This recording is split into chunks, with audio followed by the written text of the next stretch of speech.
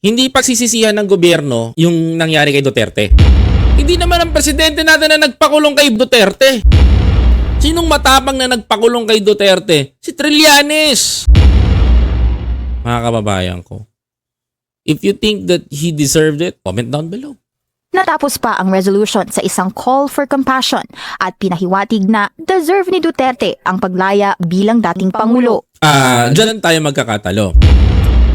If the former president ay sasabihin nyo lalaya, kailangan niyang malitis.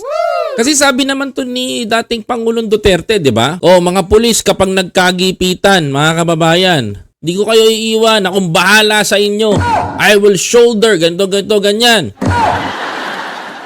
O di, ayan na, mga kababayan ko. Doon na siya sa Netherlands, mga kababayan ko. Magbakasyon na siya doon. Na yun. Di ba? Sabi pa ni Cayetano, marapat lang na kumilos ang gobyerno as soon as possible dahil nasa huli ang pagsisisi. Ayan. This is a threat naman na sinasabi ni Senator Cayetano. Dapat kumilos ang gobyerno kasi nasa huli daw ang pagsisisi. Ganito, ganyan, bla bla bla, etc. Question. Mga kababayan ko, question.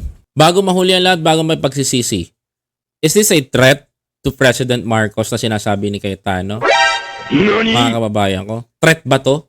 Na kailangan maganda ang gobyerno? Sagutin ko, gusto nyo? Sagutin natin. Hindi pagsisisihan ng gobyerno yung nangyari kay Duterte. Kasi wala namang kasalanan ng gobyerno eh. Tama? Walang kasalanan ng gobyerno. Okay, makinig kayo mga DDS ha. Walang kasalanan ng gobyerno. Walang kasalanan ang presidente natin sa nangyari. Kasi mga kababayan ko, hindi naman ang presidente natin na nagpakulong kay Duterte. O kanino? Mga kababayan ko, sino nagpakulong? Si Trillanes! Si former Senator Antonio Sani Trillanes ang nag-file ng kaso sa ICC kaya nakulong si Duterte.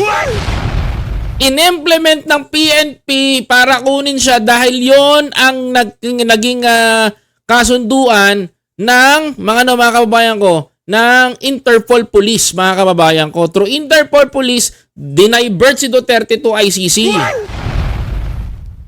Ngayon, nanggigigil kayo. Diba? Pinanggigigilan nyo si PBBM. Bakit nyo pinanggigigilan si Pangulong Bongbong Marcos? Diba? Si Trillanes ang nagpakulong. Anong kasalanan ni BBM? Wala! Sinong matapang na nagpakulong kay Duterte? Si Trillanes. Ngayon, sabihin nyo, isisisi nyo kay Bongbong Marcos, gumawa na ng paraan, ganyan, ipipilit nyo. Ba't gagawa si Bongbong Marcos? Kasalanan niya ba yan?